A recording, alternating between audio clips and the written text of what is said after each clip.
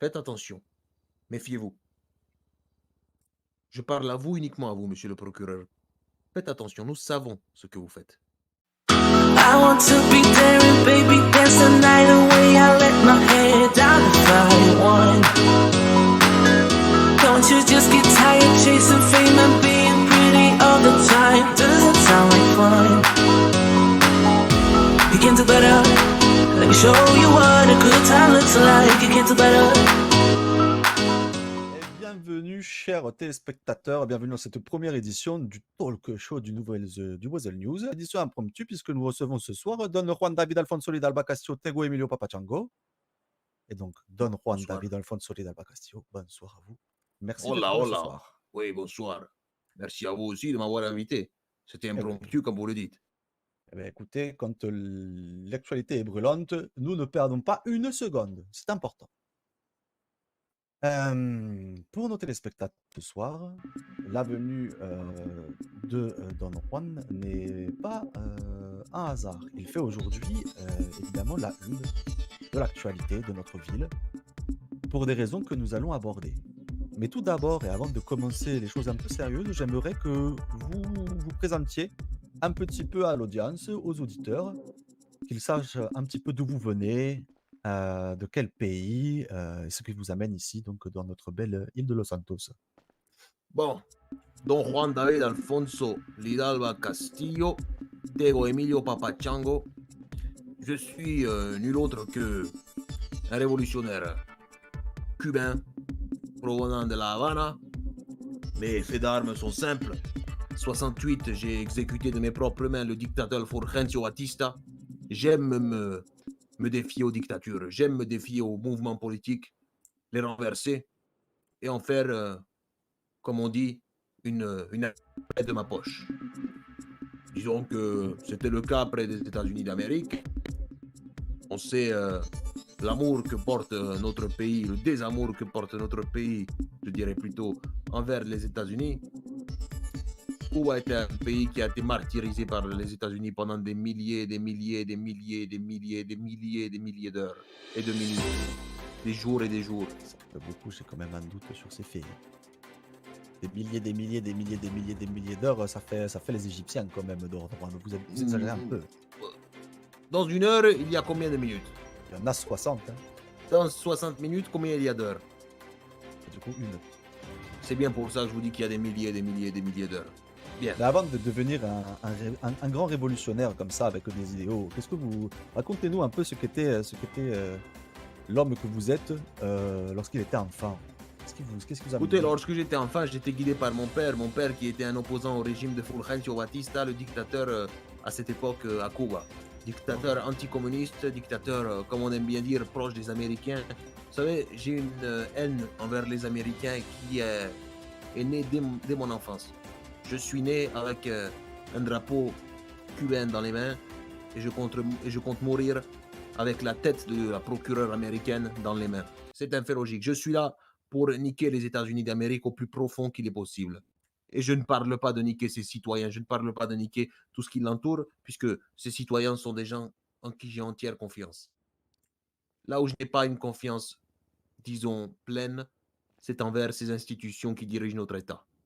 Comme je l'ai dit précédemment, mon objectif est de détruire ces institutions au plus profond.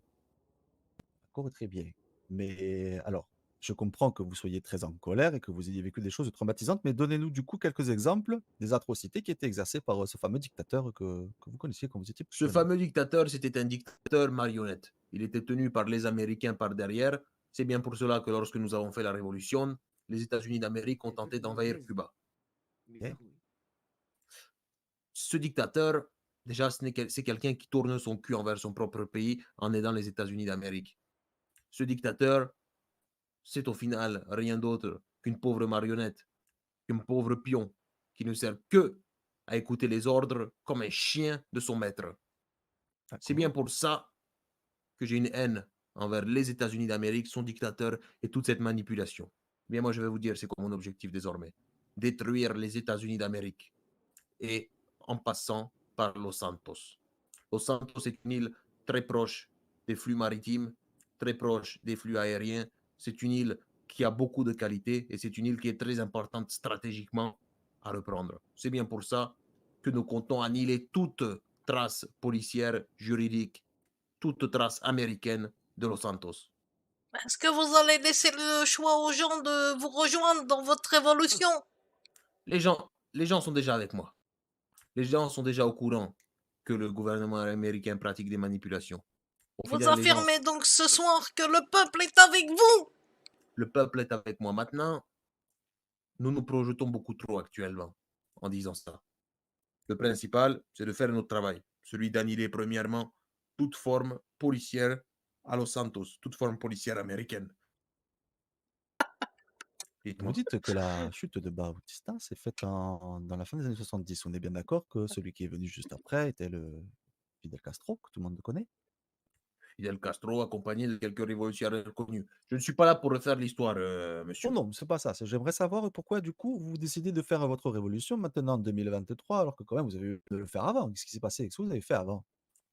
J'ai profité des choses que nous avons dérobées lors de la première révolution à Cuba. Quoi? Tout naturellement, Batista avait beaucoup d'or, beaucoup de propriétés. Nous en avons profité. Nous avons fait quelques ébats avec quelques péripatéticiennes. Nous avons pris quelques substances qui nous ont fait rappeler le bon temps, une belle retraite. Et moi, je fais l'inverse. Je prends ma retraite et après, je travaille. D'accord. Donc là, vous sortez de votre retraite, vous essayez de reprendre le travail, de faire tomber le modèle capitaliste américain, c'est ça? Un peu près. Comment ça? Ah bah alors, dites s'il y a des choses qui ne sont pas tout à fait exactes, n'hésitez pas à préciser. Ce qui serait exact, ce serait de dire que actuellement, nous ne nous projetons pas vers l'avant. Vous savez, nous vivons au jour le jour. Oui.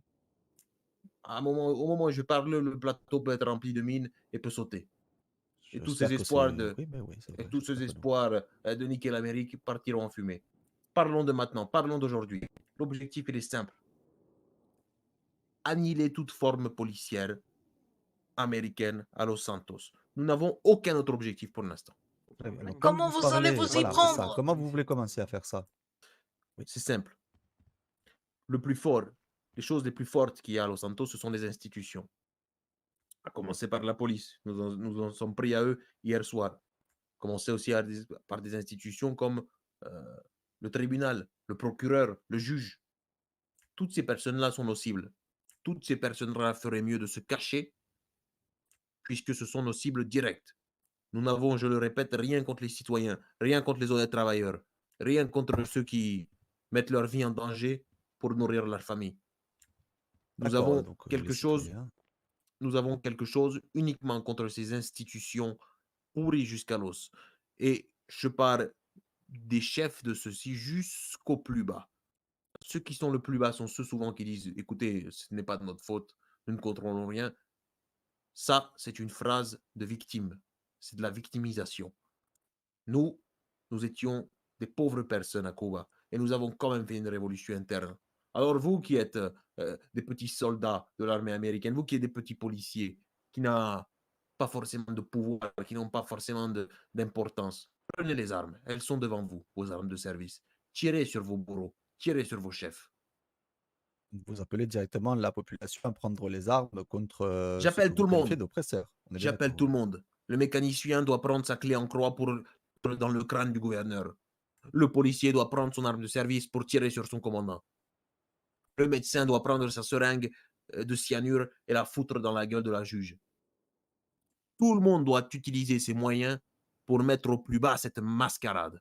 Je peux utiliser mon marteau pour casser la tête du gouverneur? Vous avez tous les choix. T'emmerdes tout le monde, allez, vas-y. Mais non, mais parce que le monsieur le gouverneur, là, c'est plus monsieur le dictateur, il s'est jamais fait élire par qui que ce soit.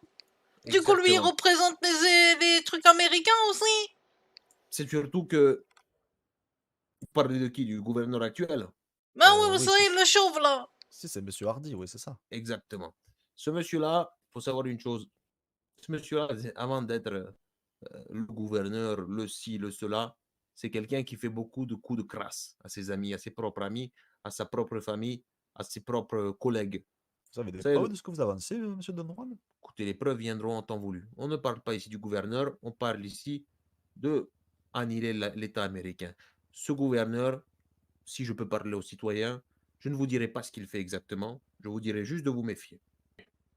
Admettons que demain, le peuple se soulève, prenne les armes, et fasse exactement ce que vous venez de demander, c'est-à-dire, commence à tirer, sur le gouverneur, le procureur, la juge, que le LSPD ou les shérifs, par exemple, se retournent contre le gouvernement. Bref, que ça devienne un peu l'ère révolutionnaire à tendance un petit peu anarchique. Admettons. Comment est-ce que vous rétabliriez l'ordre dans un premier temps et surtout dans un deuxième temps, qui prendrait le pouvoir et comment? Prendre le pouvoir. Corrigez ce que vous venez de dire.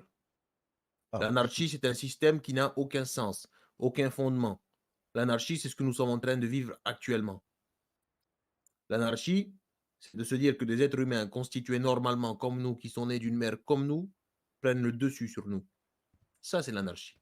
Ça, c'est d'être désorganisé. Ça, c'est d'être des êtres humains qui se laissent faire, qui se victimisent. Et ça, c'est le principe même de l'anarchie, la désorganisation. jusqu'à je vous Nous, suis, c'est pour ça que je vous parlais d'ordre. ce que nous comptons faire, ce n'est pas l'anarchie. Nous, ce que nous comptons faire, c'est nous défendre nous-mêmes. Quand un voleur, un bandit, rentre chez nous, qu'il est armé, qui fait du mal à notre femme, notre premier réflexe est de sortir le fusil de chasse et lui allumer sa gueule. On n'appelle pas ça de l'anarchie, on appelle ça de l'autodéfense. L'autodéfense, c'est ce que nous comptons faire. Le régime d'autodéfense, c'est ce que nous comptons appliquer. Et pourquoi l'autodéfense? Pour la simple et bonne raison que ces gens sont en train de nous attaquer. Alors, d'accord, prenons cet exemple-là si vous le souhaitez. Mais par exemple, si vous avez tout un code, enfin, vous avez toute une société qui est basée sur des codes de loi, des codes juridiques, les relations Ces entre les mêmes gens codes sont basées juridiques sur ont cet été, ordre-là. ces mêmes codes juridiques ont été mis en place par des gens qu'on ne connaît ni d'Adam ni d'Ève, On est bien d'accord. qui ne sont pas nos amis, qui ne sont pas nos frères, qui ne nous aiment pas, qui n'ont rien de spécial envers nous. Ce sont des gens qui nous considèrent comme des pions, comme des gens comme ça, hein, avec le petit geste qui va de la main. Ce sont des gens comme ceci, comme cela. Notre régime d'autodéfense, il est basé avant tout sur la fratrie, sur le fait que nous sommes tous des êtres humains, que nous nous aimons entre nous. Ces gens-là ne nous aiment pas. Ces gens-là nous forcent à écouter des lois, des codes, des choses qu'ils ont mis eux-mêmes en place pour privilégier leur confort à eux plutôt que notre confort à nous tous. D'accord, très bien. Je pense que vous avez pu éclaircir le sujet avec pertinence, en tout cas. Exactement. Je pense qu'au niveau des questions, nous avons fait un grand tour de ce que vous proposiez. Si vous avez encore des choses où vous voulez vous adresser directement aux citoyens de Los Santos ou même directement aux personnes que vous visez, c'est le moment, je vous en prie. Faites-vous plaisir. Je souhaite m'adresser en premier lieu aux institutions, notamment aux procureurs. Faites attention, méfiez-vous. Je parle à vous, uniquement à vous, monsieur le procureur. Faites attention, nous savons ce que vous faites. Précisément. Nous connaissons votre plan. Nous savons de quelle manière vous baratinez vos amis, vos collègues. Nous savons tout. Et nous le savons de source sûre. Tout est prouvable. Faites attention, monsieur le procureur, comment vous allez vous en prendre à nous dans ces prochains jours. Nous pouvons vous faire chuter aussi vite que vous n'êtes rentré. Ensuite, dans un deuxième temps, je vais m'exprimer envers la police. Police, rendez les armes. Arrêtez ce massacre. Vous vous mettez sur le champ de bataille pour des hommes qui ne vous aiment pas. Vérifiez derrière votre dos ce qu'il se passe. Avant de vérifier ce qu'il se passe, vérifiez derrière vous s'il n'y a pas des gens qui vous essayent qui essayent de vous mettre des coups de couteau. C'est très important. Population, vous savez où me voir, vous savez où me croiser. Je suis dans les ruelles de Los Santos, quotidiennement. Vous voulez m'aider, vous voulez être avec nous, rejoignez le mouvement. De n'importe quelle manière. Vous pouvez être celui qui nous nourrit au restaurant, celui qui répare nos véhicules, celui qui entretient nos armes, celui qui réfléchit à la stratégie, celui qui tient l'arme, et surtout, vous pouvez être celui qui tue M. Hardy. Et ça, ce serait reproduire le destin que j'ai pu avoir, celui d'éliminer le dictateur Fulgencio Batista. Je vous souhaite une très bonne journée. Et viva Cuba, viva la révolution. Viva Cuba! C'est à vous d'être venu. J'aimerais ajouter un dernier petit message qui est un peu le disclaimer de base. Lorsque nous invitons des gens dans le talk show, quelle que soit leur provenance, quelles que soient leurs idées, quelle que soit leur prévenu, nous leur laissons leur parole. La parole ne reflète pas celle du Weasel News qui ne prend pas parti. Nous vous posons des faits Nous vous exposons des pensées, nous vous exposons également des idées différentes. Ça ne veut pas dire que nous sommes d'accord avec ces idées dans tous les recoins, ça ne veut pas dire que nous sommes contre non plus. Nous ne faisons qu'un effet d'exposition et cela s'arrête là. À vous de vous faire votre propre opinion et votre propre avis. Ce sera tout pour moi et merci beaucoup d'avoir suivi l'émission. Merci à vous, Don Juan, de nous avoir donné ce petit temps. Pas de souci.